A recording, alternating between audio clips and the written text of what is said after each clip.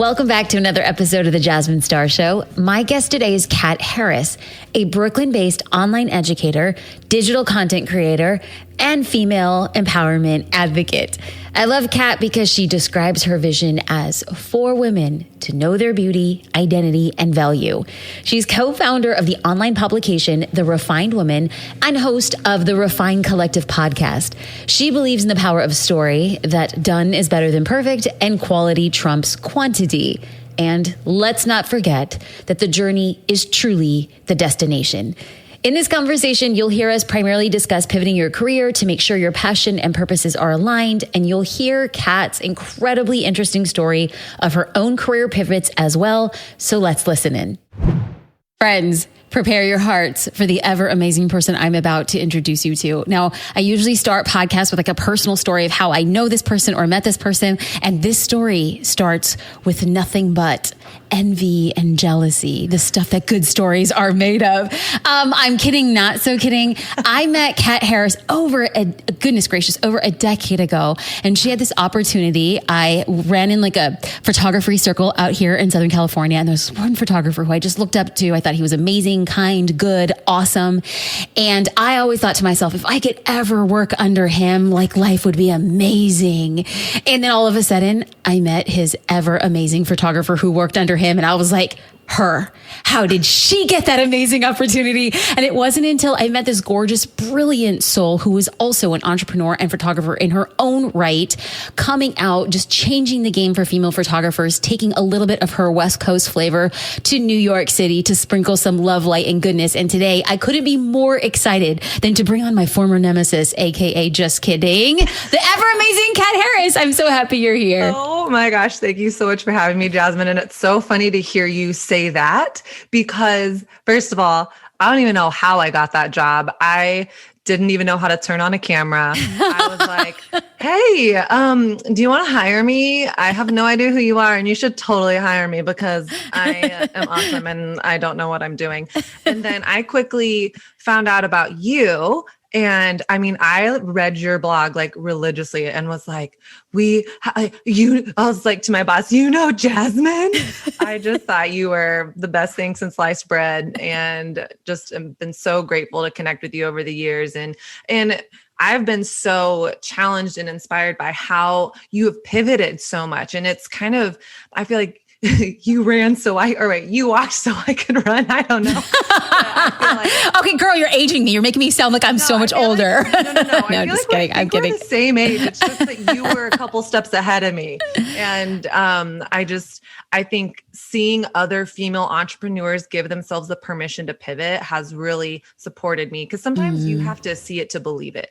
Absolutely. It's really easy to get stuck, Oh, 100. And actually, that's like a perfect, amazing segue, because we are going to be talking about business pivots. We're going to be talking about what you're doing. We're going to be talking about the lessons that you learned along the way. So in that context, we are going to be talking about pivoting and business. And we know that you live in Brooklyn. Well, we don't know. Now the audience knows you live in Brooklyn, but let's pretend we're in Midtown Manhattan and we're on the 24th floor and we're going down an elevator and we're talking about pivots. In that amount of time, how would you introduce yourself, and what would you say are like the 2 or 3 biggest pivots in your life that put you where you are today?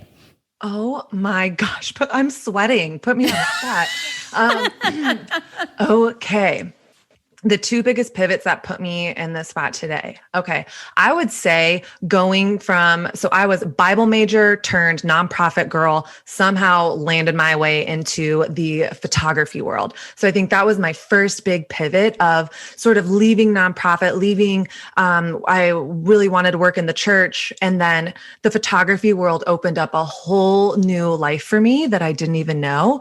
And then I would say the next big pivot from there is after shooting about 12 seasons of runway at New York Fashion Week, I thought I should start a blog for women, because what the world needs is another blog. And I started The Refined Woman 8.5 years ago as a style blog. And it was honestly a passion project that has turned into so many pivots in itself and into more of a passion, more of a calling, more of a purpose-filled career than I ever would have imagined. But I think the pivot of being willing to start it was just something I never thought I was going to do. I moved to New York City being an editorial photographer, and then so much has happened over the last 8.5 years. I have a book deal with HarperCollins. I have my first book coming out in the spring. I have a podcast. I create curriculum for women. I'm like, how did this happen? But I can pinpoint that to going into the photography world and then also starting my blog for women. I want to take a step back and like really focus on the underpinnings of those decisions, because I've said it before, but my best friend, Brene Brown, casual hair flip. No, just kidding. People are listening like, you know, Brene? Like, no, one day I will. I was like, what do I not know right now? No. Oh, no. Like one day Brene is going to invite me to her home in Austin and we're going to play pickleball. Like she doesn't know it yet, but like that day is coming. But she often talks about gold plated grit, where we can look back at a difficult point in our lives and we're just like, oh, that was really difficult. And then I did it. And so we can casually kind of just like gloss over the fact that Kat left sunny California to become an editorial photographer in New York City. And that sounds like legitimately like a Netflix show bound to happen. But when you're in it, it's not all that glamorous. Like there were a few times that you and I would tap in and it was kind of just like a bunch of like asterisks and pound signs like floating above your head. Like this is New York City. What the heck? WTF. What did I get basically myself into? Yeah, right. And so then to see where it comes back, it's like, I want to just like pinpoint and say, because Kat made that decision, it's so easy for just like HarperCollins, very popular podcast. I do this. It's like, wait. In the middle, in that sucky middle of making the decision, when you say, I don't know how I got here, but actually you probably do. Let's focus on we can focus on two big pivots in your life, but what actually got you from, I am going to start a blog. I've seen the different iterations of it. Like, how did it get to now I have like a very clear thesis for a book? Yeah. So I would say, first of all, what I want to speak to is the idea of moving to New York City to be an editorial photographer was the least sexy thing that I ever did, and starting the blog. So I just kind of want to take away like the glam of that. I worked for one of the top photographers in the nation, and because of that, got A-list celebrity clients and had my work featured in magazines. When I started my own business and moved to New York, I thought everything's gonna be so easy for me because I have so many contacts. Well, my first year in New York, which was 7.5 years ago, I made less than $20,000 a year. And I shared a bed with my best friend in a tiny rat-infested Brooklyn apartment. And I pounded the pavement every single day and created my own networking events and met with other photographers. I would Google, who's the editor of Vogue magazine? What's her email? And who's doing the publicity for so-and-so? And I would just show up places and take pictures and then like guerrilla style, Google who are the PR people that need these images and say, hey, I would love to share my work with you. Feel free to use it this time around. Here's my rates for next time. I would love to work with you in the future. And that took about 4 years of being in New York to really establish that. And that had already been on the heels of being in the industry for 4 years. So people think, oh, wow, you got this stuff. And I've been working full time for 12 years in photography. So that's that. What happened with The Refined Woman is how it started changing was I started getting more and more clear on my vision. So I started it because I wanted to do something for women. I wanted women who were in an industry that said you matter because of how many followers you have or what you look like or what size you are or aren't. I wanted to speak to women to say, you have a seat at the table no matter what, but I didn't really know how to do it. So I started it as a style blog, which was, if you want to see some very painful style post, I mean, it's just so embarrassing. I had a business partner for a few years and she was like, you cannot put that outfit on the internet. It's so ugly. And I was like, but I'm like literally making $10 a day and I cannot afford to get a new outfit. So I think the downfall in the beginning of The Refined Woman was I lacked a real sense of vision on where it was headed. And I didn't treat it like a business. So I treated it like a side hobby. So I wasn't really getting paid work. And so I never really felt like I could, quote unquote, take risks. So it really wasn't until I started really the big pivot for the refined woman is when I joined a mastermind and I paid $20,000 for a business coach. And I was in New York City, hardly able to pay rent. And I thought it's time for me to put my money where my mouth is. And it wasn't until I started getting very intentional feedback from other people in the industry that said, hey, we see that whenever you talk about singleness, you gain 500 followers in one day. And when you talk about dating, or when you talk about your faith, or when you talk about X, your tribe is being attracted. And I resisted that because I thought, I'm a photographer.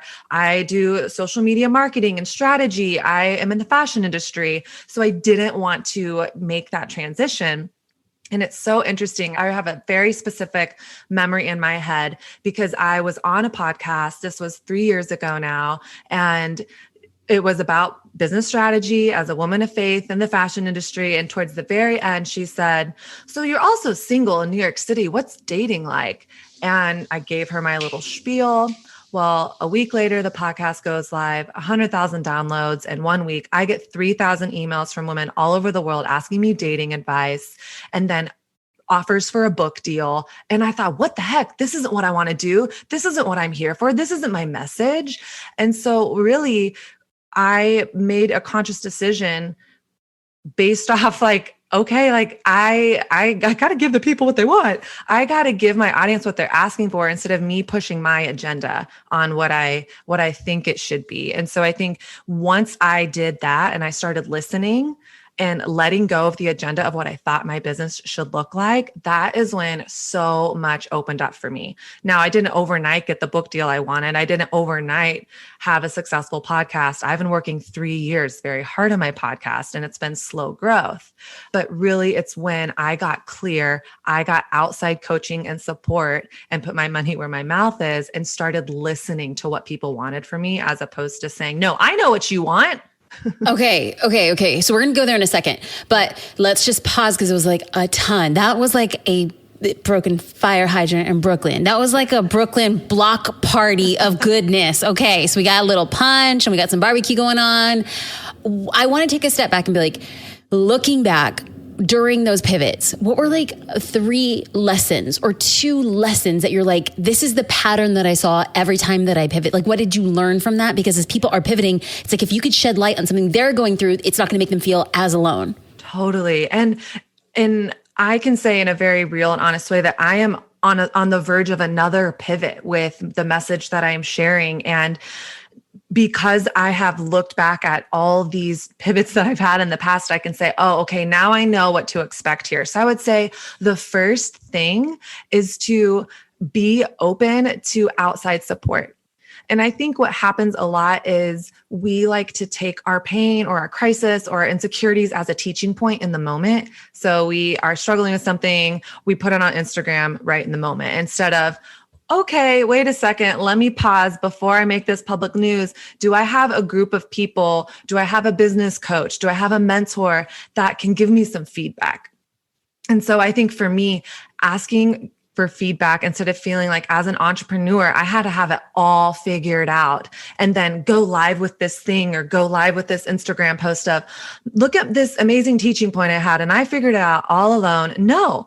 And any other career, you have coworkers, you have bosses, they do career trajectory plans with you. And so asking for support, I think, was the biggest thing, and realizing I don't know what I don't know. And I have blind spots. We all do. So I need to open my life, my business, my career to trusted voices and people that I respect. So I would say that is the first one. And then 2, I can look back at everything every twist and turn that felt really unexpected and say, I had a gut feeling.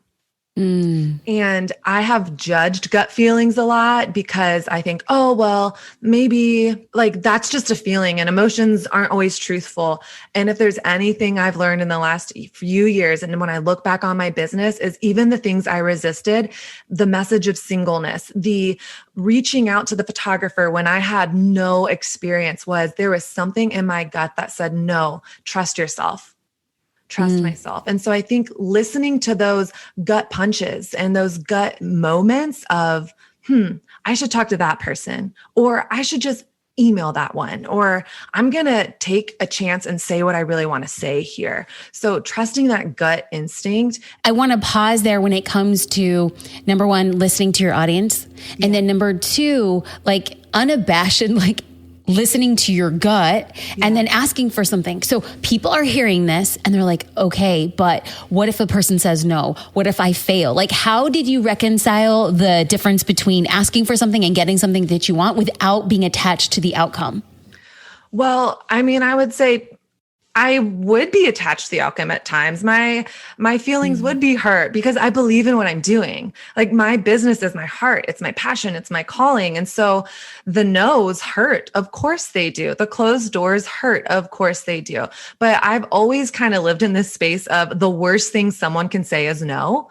And even if I fall flat on my face, those are actually the moments that I learn the most. So Okay. We'll give you an example. Like somebody says no, or actually, yeah, I want you to spill the tea. Whatever you feel comfortable with, I want you to spill. Like what happened when you're like, that's a sucker punch to my soul. And then how did you bounce back from it? Like, yeah. Okay. Story on all things. Okay. A huge example is I booked one of my biggest clients, was Anthropologie, the clothing store.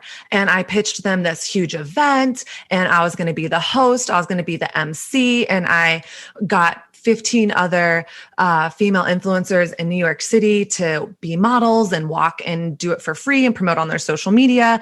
And it was going to be this event where women could come together and build community. So they said yes to me. And then the night of, I had a speech prepared and basically fell flat on my face.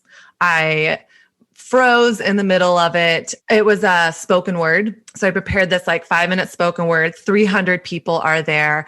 All the execs, Anthropologie are there. And I'm like, completely. I'm dying for you right now. It was just one of the most humiliating moments of my life. I started the spoken word over 2 times. Oh God, no. To the same place. Oh girl. And Oh then my just God, kind Kat. of stand there. And then I was like, I have a choice to make. Like I could literally see the exit behind this row of people. And I was like, I can either run out of there and like never come back, or I can just keep going. And I kept going. It was humiliating, but I got through it. And then the runway show happened. I hosted a panel with women, but I just was so embarrassed. I thought these people are never going to hire me again. I pitched them this huge thing and I made a fool of myself. However, it was in that moment that I learned, oh, I need to prepare more. I need to, even if I think I got it, I get to practice again and again and again. And also, I was so humiliated that I didn't do it perfectly, but really the client came back to me afterwards and said, first of all, most of the people didn't even know that you made a mistake. Second of all, we can't tell you how much feedback we got from people who said, finally, someone who's real, someone who made a mistake and kept going. Like, we don't want perfect. And so I judged myself so much for that. And I allowed that to keep me from public speaking for a while. And I can still struggle with public speaking because of that moment. But I decided I'm not going to let this determine my next 10 steps. I'm going to keep going. I'm going to keep putting myself out there. And that was the moment I learned and grew, was the moment I.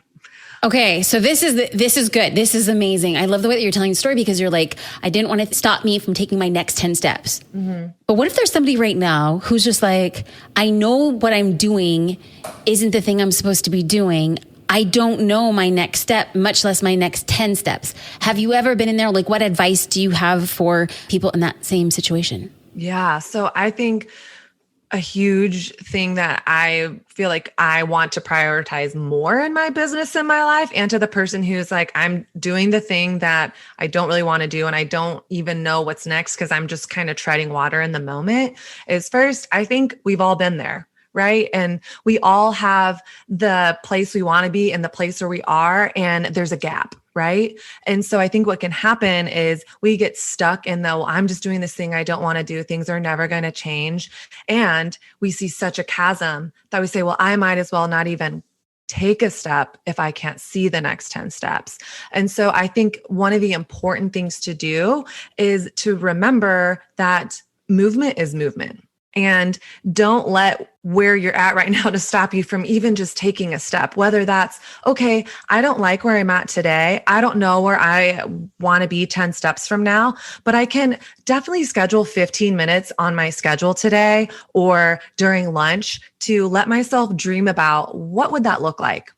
What do I want to do? What feels like is missing in my business, in my life? And then the next day, you can put another 15-minute break during your day and say that 15 minutes is for me to research other people that are doing something that excites me. What are they doing? What are some of the projects they're working on? And so I think the picture that I always get when it comes to entrepreneurship and business and moving forward is it's sort of that I think we have the New Year's Day mentality of I haven't worked out in 10 years and my New Year's resolution is I'm going to work out 5 days a week at 4 a.m. for 2 hours.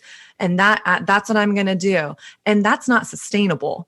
And so it's no wonder that resolutions last for 2 weeks. What if instead, if you haven't worked out in 2 years, or maybe you have worked out a year ago, you said, I'm going to take a walk 3 times a week for 15 minutes. I think we have to create space for ourselves not to be an overnight success or not to run a marathon when you haven't even walked a mile. Like, give yourself space to grow. It doesn't have to be overnight. So speaking of overnight, I mean, girl, it's like you're just setting me up for these questions right after each other. I'm like, yes, go on. I'm like, it feels like I'm talking to a podcaster. I have to say, okay, so when we talk about being an overnight success, I think it's easy for somebody to listen to the intro to the podcast and listen to and like you have your book deal and you're traveling. Like the point of this podcast, you're going to be traveling shortly after this recording, and people hear that and they look at that. And I think it's easy to assume or infer that success has happened faster for you than it's possible for somebody else.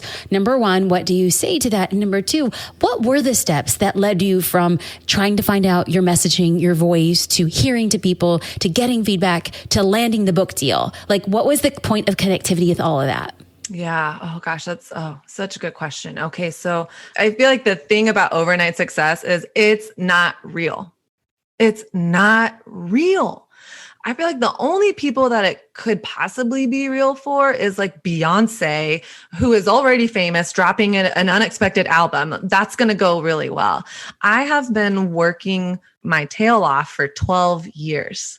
12 years. 10 years into running my photography business, did I get my first 6-figure retainer client. 10 years. The Refined Woman didn't bring in one penny for 5.5 years.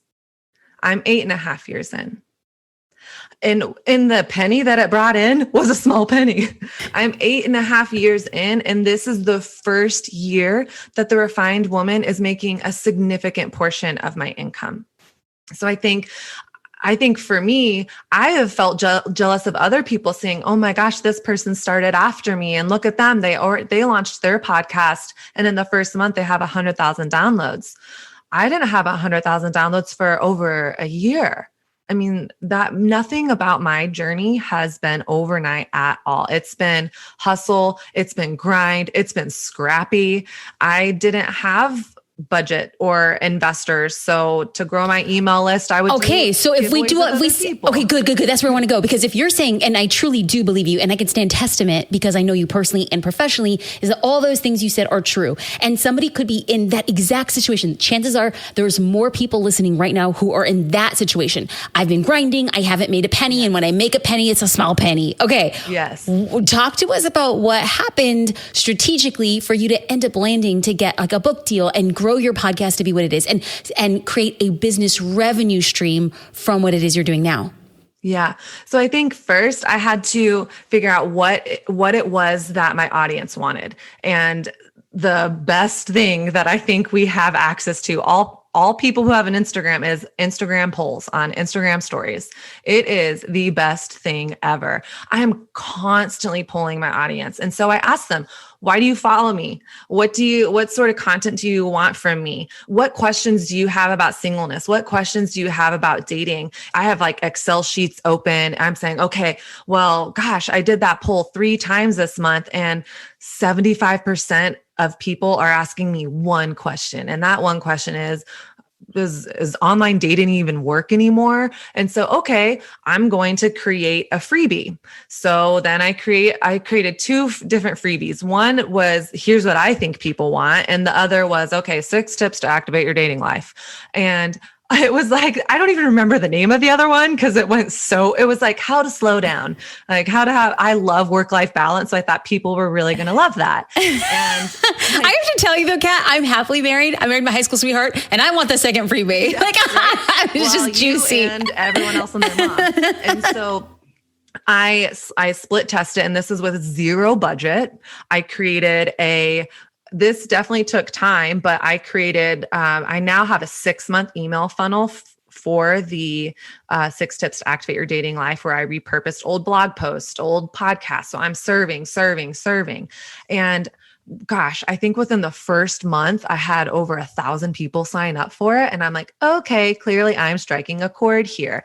And so then from there, I was like, okay, what's a small offering I could do? So then I created like a $7.99, like week-long meditation devotional guide for the single woman of faith. Okay, that didn't really sell. Let me try one that's $19.99. And then, so I just tried. I was like throwing spaghetti on a wall to see what worked. Love it. And finally, one of the things that worked is I created a $250 course, a 6-week course for single women. And I went live with that. And it was the first time, like my first launch, I made $10,000. And I was like listening to Amy Porterfield, and Jenna Kutcher was a friend of mine. And I was like, I'm going to make $1 million on my very first launch. I made $10,000, which for someone who I didn't have any ad dollars, I had less than 10,000 email subscribers. I had a couple thousand. I sent graphics out to friends and, hey, will you promote this on your IG stories? And here's a link. Listen, $10,000 is a really good day. Okay. Yeah. So I went from making like 1 penny to, okay, this is meeting a need. And so that's kind of how stuff started happening for me, Jasmine, is I just throwing spaghetti on the wall, see what sticks, see what didn't stick. Okay, well, let me tweak the course next time and see if it does better. Oh, it didn't. Okay, let me go back to it this other way. So the book deal then came. Honestly, hold on. I feel like we're building up to the book deal. Like I feel like we're building up, but what I want to do is just take a step back and I'm going to repeat what Kat said, because we're just going to contextualize this, because there are people who are listening who feel at odds with what to do next. So what she said is any action is action, which is what we say often here on the podcast, is take any action, messy action, scary action, scrappy action. Kat said, I didn't know what to do. I had no money. So I just put out resources. First, she started off with the free resources. But here's the thing. She didn't get attached to one. She tested. Her audience spoke back to her. And the more that she served them content, she had a very clear idea of what she could try to an offer. So she put out $7.99. And guess what? It didn't really move the needle. So instead of her taking a step back and being like, I suck, I'm terrible, she's like, why don't I just charge more for the next idea? $19.99. And guess what? She struck a nerve. And then she decides to double down and create not just a small offering, but a course for $250 with no money, less than 2,000 people on a newsletter list. And how did she find out what to build? Free Instagram stories. It goes back to leveraging what you have. So if you have less than 2,000 email subscribers, if you have an Instagram account, if you ain't got no money, but you have time, and if you are willing to take an action without being attached to the outcome, and if you're willing to continuously test the outcome, you could quite honestly make $10,000 having no money to spend. Did I hear that correctly, Kat Harris? Yes, you did. Yes, okay. You did. So now that we're here, and you've done all of this messy action, and you figured out how to grow your business in different ways, and now that Refined Woman is making income, then we get to the book deal. How did that happen? What did you leverage?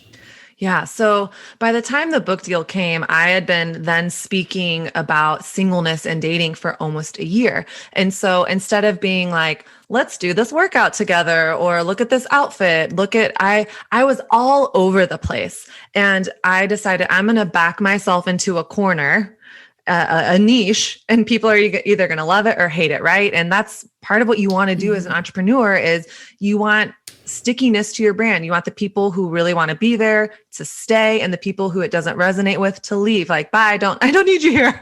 And so I was getting more and more and more clear. It's interesting because my Instagram following really hasn't grown in a couple of years. And I think really it's because I was constantly losing people who weren't into my new message and then gaining the right audience. My audience now is more engaged than ever before. And so also what I did was I started putting myself out there I would be like, oh, I followed this person and they were on this podcast. What's a podcast? I should look that up. And I just got really scrappy with what are ways to get my message out there to establish myself as an expert and as someone who is trustworthy and credible. And so the more and more I did that, the more that my message strengthened, the more I got clear about it, the more I got confident about talking about it. And then the moment when I didn't know that the one podcast that I was on was going to be the one that went viral. And it was really from there that the book deal started coming in. And I had no idea what I was doing. I didn't know what a book deal should look like. I didn't even know if I could write a book. I almost failed a freshman level writing course my last semester in college. And so I then just went out and kind of started that whole cycle again. Hey, any of my friends out here, have you ever written a book? What was that process like for you? What's a normal amount that I should expect for in advance? What's a fair amount? And I think I'm so glad that I didn't say yes to the first few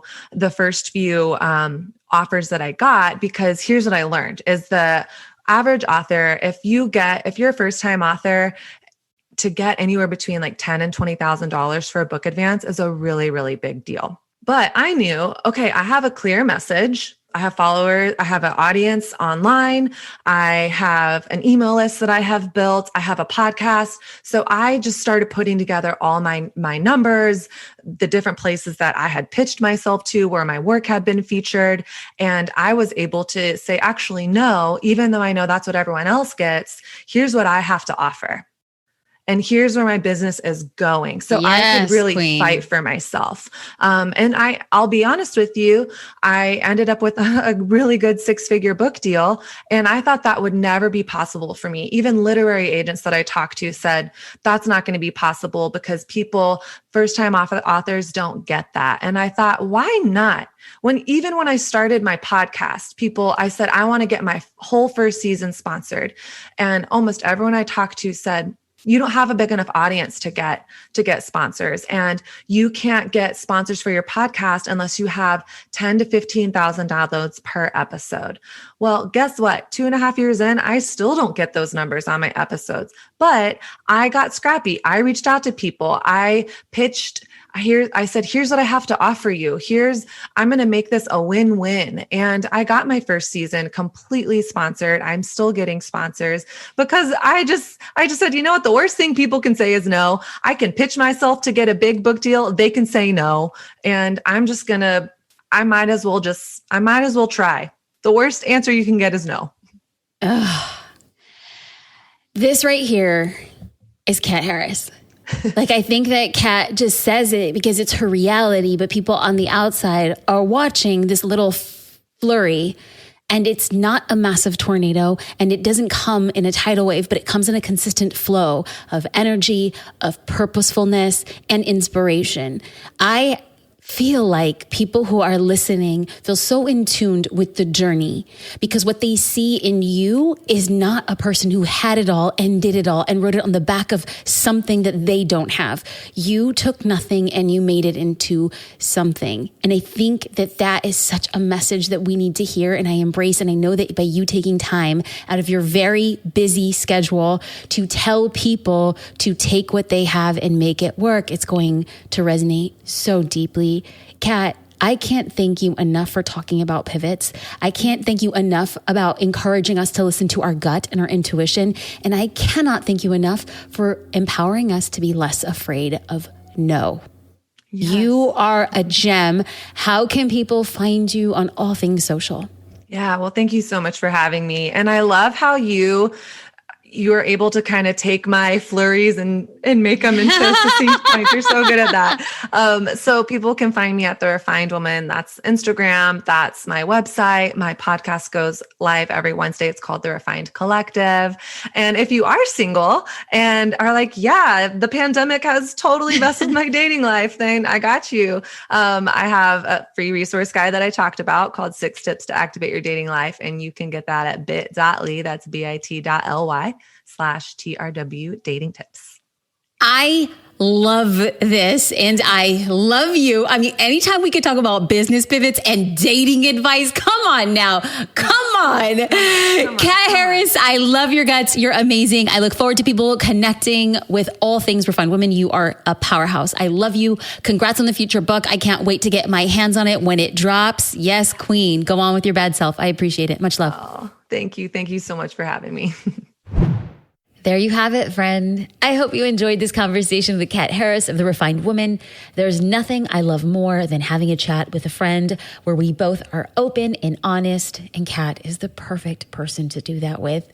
If you liked this episode, screenshot it and post it on your Instagram story, and be sure to tag us at Jasmine Star and Kat at The Refined Woman. We'd love to connect with you. Until next time, we'll chat soon.